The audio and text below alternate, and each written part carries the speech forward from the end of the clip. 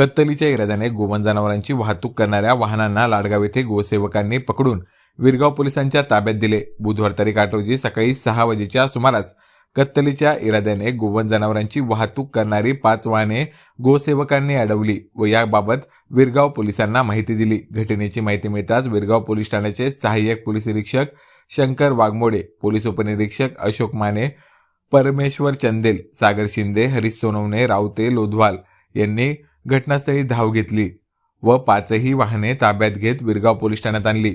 यात गंभीर बाब म्हणजे एका छोट्या हत्ती वाहनात तब्बल 27 गोवंश डांबून त्यांची वाहतूक केली जात होती, ज्यामुळे हा निर्दयपणाचा कळस असून राज्यमाता दर्जा असलेल्या गायीची जर अशी कत्तलीसाठी वाहतूक होत असेल तर हे अत्यंत चुकीचे आहे, असे मत गोसेवकांनी व्यक्त केले। 5 वाहनातून 44 गोवंशांची सुटका करण्यात आली, तर यामध्ये 4 जनावरे मयत आढळून आली अशी माहिती गोसेवकांकडून प्राप्त झाली आहे। या प्रकरणात विरगाव पोलिसात गुन्हा दाखल करण्याची प्रक्रिया सुरू असल्याची माहिती गोसेवकांकडून प्राप्त झाली आहे। काही दिवसापूर्वीच वैजापूर पोलिसांनी मदरसाजवळ असलेल्या एका गोडाऊनवर कारवाई करत 22 गोवंश जनावरांची सुटका केली होती। त्यानंतर पुन्हा गोसेवकांनी आज 44 गोवंशांची सुटका केली। वैजापूर तालुक्यात एकापाठोपाठ एक घडलेल्या या घटनांनंतर वैजापूर गोवंश जनावरांची तस्करी आणि गोवंश कत्तलीचे हब बनले आहे का, असा प्रश्न सध्या तरी गोसेवकांकडून उपस्थित होत आहे।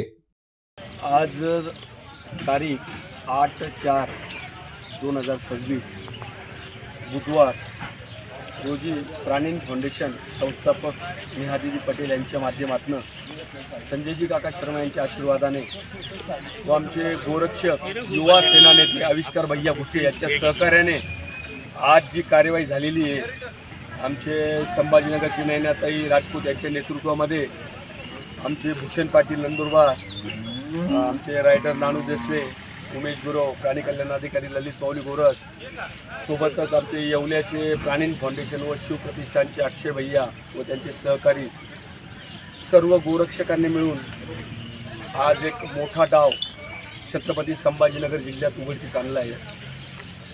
गायींची संख्या किती आहे? गोष्ट अशी आहे, एका छोट्याशा ॲप्पे गाडीमध्ये छोट्या हत्ती गाडीमध्ये 27 गोवंश एकावर एक थप्पी रचून ठेवलेले होते। मग आम्हा गोरक्षकांना पडलेला प्रश्न आहे हा की कोणाच्या आशीर्वादाने इतकं मोठं रॉकेट इथं छत्रपती संभाजीनगरमध्ये चालू आहे। तर आज गोरक्षकांनी 5 गाड्या पकडून 50+ गोवंश वाचवलेले आहेत। इथं आम्हाला स्थानिक जागृत हिंदूंची चांगली मदत भेटलेली आहे। आता पोलीस प्रशासनाकडे आम्ही आता गुन्हा दाखल करत आहोत। जर आमच्या पद्धतीने गुन्हा दाखल नाही झाला तर आम्ही संभाजीनगर SP साहेबांकडे गृहमंत्र्यांपर्यंत जाऊ। आम्ही थांबणार नाही, कारण ह्या जिल्ह्यातनं खूप मोठ्या प्रमाणात ही गोवंश तस्करी चालू आहे।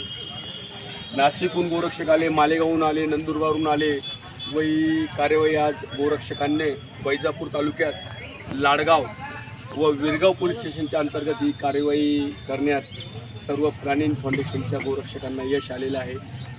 दुःखाची गोष्ट आहे, 50+ गोवंश इतक्या मोठ्या प्रमाणात गोवंश कत्तली जाते। कोणते गोवंश? ज्या गोवंशला मुख्यमंत्री साहेबांनी राज्यमातेचा दर्जा दिला, की राज्यमाता इतक्या निर्दयतेने काटते। अजून पण माझं हिंदूंना सांगणं आहे, अजून पण जागृत व्हा, कारण काही संपू तर आपण संपून जाऊ।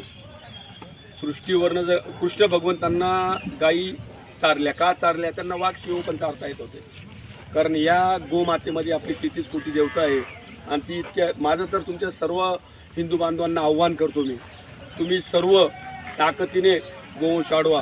कुठल्याही पोलीस स्टेशनला काही अडचण आली, पोलिसांची मदत घ्या। अडचण आली तर आम्हाला नक्कीच कॉल करा, आम्ही तुम्हाला 100% मदत करू, यात काही शंका नाही।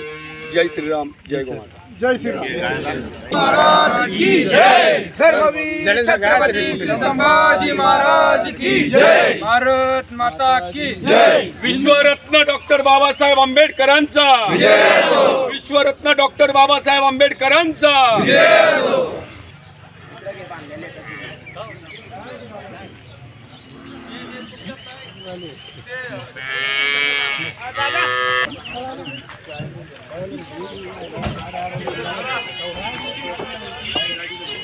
हाँ बोल।